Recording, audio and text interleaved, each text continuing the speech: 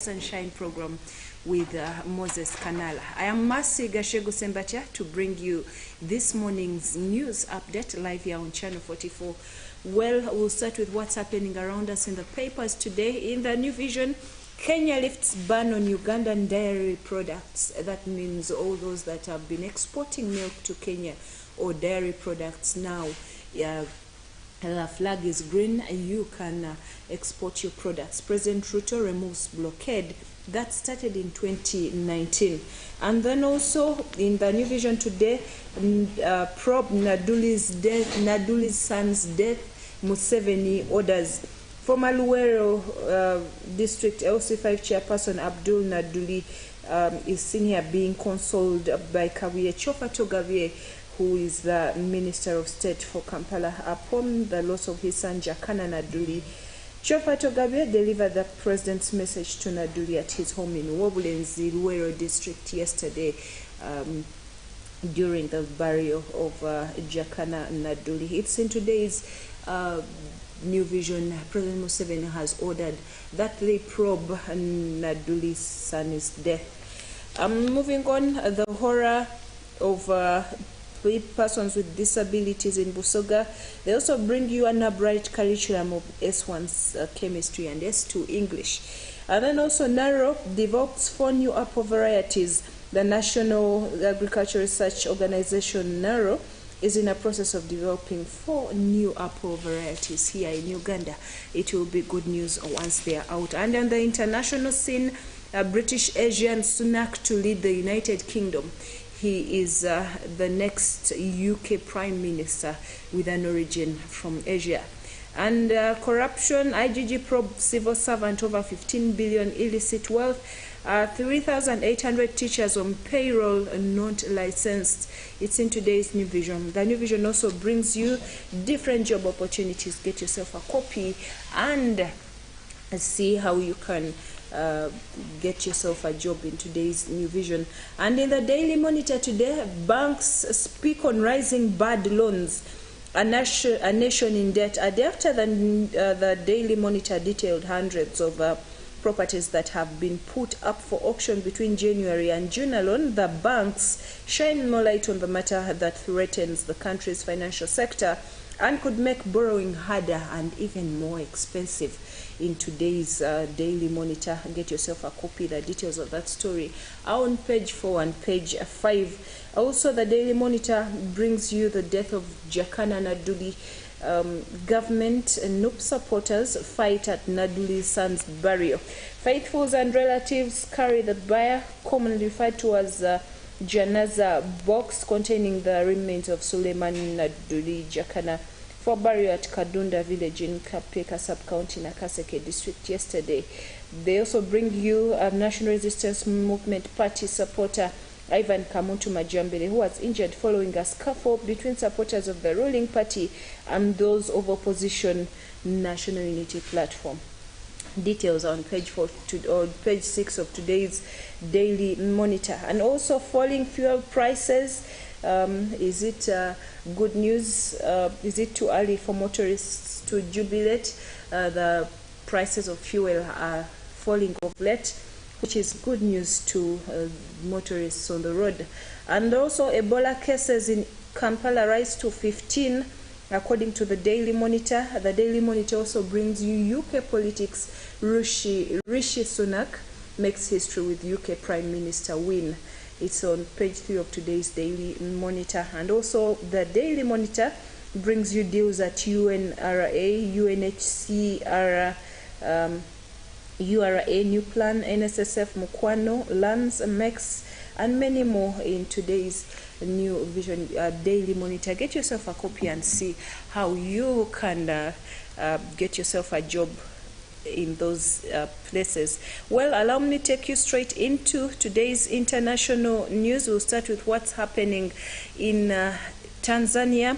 Information collected by the U.S. Space Agency, NASA, appears to corroborate the claim by the Tanzanian authorities that much of the fire on the slopes of Africa's highest peak, Mount contained. NASA's Fire Information for Resource Management System, which uses satellite data to detect thermal hotspots showed a fire burning in just one place on Sunday. The system doesn't indicate any active fire in the location yesterday, although it's possible the latest data has not yet been uploaded. The most recent aerial satellite image of the fire taken on Sunday doesn't give a clear enough view of what's happening because of cloud cover. And in southern Sudan, an official with the South Sudan Human Rights Commission has warned that large-scale intercommunal violence is claiming lives and displacing hundreds of thousands and destroying their properties and livelihoods. Benny Gideon Mabora made the comments in a statement delivered during a meeting on Africa Commission on Human and People's Rights in Banjul, Gambia on Sunday. And in Nigeria, the United States and UK have issued a stark warning over the risk of terror attacks in Nigeria, with the U.S. Embassy in Abuja telling people to avoid all non-essential travel or movement. The U.S. Embassy said there was a long list of potential targets, including government buildings, places of worship, schools, markets, shopping malls, hotels, bars, restaurants, athletic gatherings, transport terminals, law enforcement facilities, and international organizations. The U.S. also said Abuja is at special risk of being attacked. In a security notice, it tells people to stay alert and avoid crowds to keep safe. Meanwhile, the UK government warned that attacks could be indiscriminate and could affect Western interests as well as places visited by tourists. Nigeria is currently facing insecurity. Back in July, more than 400 prisoners went missing after a prison break which Islamist militants claimed responsibility for. And in the UK, Rishi Sunak has issued a plea for unity in the face of a profound economic challenge after winning the race to be the next Prime Minister. He won the Tory leadership contest after rival Penny Mordaunt failed to secure enough backing from members of Parliament. In his first speech, Mr. Sunak said bringing his party and the UK together would be his utmost priority. Mr. Sunak will be the UK's first British Asian Prime Minister and the youngest for more than 200 years. Mr. Sunak, a 42-year-old practicing Hindu, is expected to take office today after being formally appointed by the King. At least died and 7 others are injured after a shooting at a high school in St. Louis, Missouri. The gunman entered a school shortly after 9 local time on Monday. The doors of the school building were locked and it was not immediately clear how the suspect entered. Witnesses say lives were saved after the gunman's weapon jammed mid-attack. St. Louis public schools say police quickly stopped the gunman. And in Myanmar, an aid raid targeting one of Myanmar's biggest ethnic insurgent groups has killed at least 50 people and injured about 100. The death toll was given to the press by Colonel No Bao, spokesperson of the Kachin Independence Army. Eyewitnesses in Kachin State, northern Myanmar, say aircraft dropped 3 bombs on a concert organized by the KIA in Kansi village.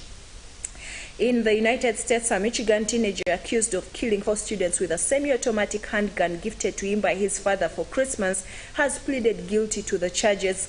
Ethan Crumbley, age 16, is being tried as an adult and is facing charges of terrorism and first-degree murder. He was 15 when he opened fire at Oxford High School around 30 miles north of Detroit in November 2021. In Asia, 2 Chinese nationals have been charged with paying thousands of dollars in cash and jewelry to obstruct a federal investigation into a major telecommunications company.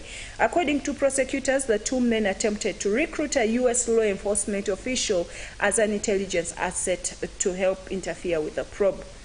And last but not least, the UN's nuclear watchdog says it will send a team to inspect 2 sites in Ukraine at the government's request. International Atomic Energy Agency inspectors will examine the sites for signs of undeclared nuclear activities. The location of the facilities was not announced, but Director General Rafael Grossi said that one of them was inspected last month. And finally, Russia is sending more troops into the key southern city of Kherson and may be preparing to defend it, according to Ukraine's spy chief. Ukraine had previously suggested some Russian units might be leaving. Russia took Kherson in the early days of the war, but has recently come under pressure as Ukrainian troops advance along the Dnipro River. Authorities from Russia in the city have ordered thousands of civilians to evacuate. Well, thank you for watching Channel 44. It's been a pleasure having you from 9 a.m. It's now 10 minutes past. God bless you. While I remind you of the Karamoja cry, please send in your seed as we deliver aid to the people of Karamoja. You can send to the numbers that will be availed during the services, or you can bring your seed directly here to the Miracle Center Cathedral during the revival services, or you can bring it at the reception. You will be tremendously blessed. Well, the Pastors Now program is coming up next. We'll return at 12:45 with fresh news updates, especially from the international scene. Enjoy your morning.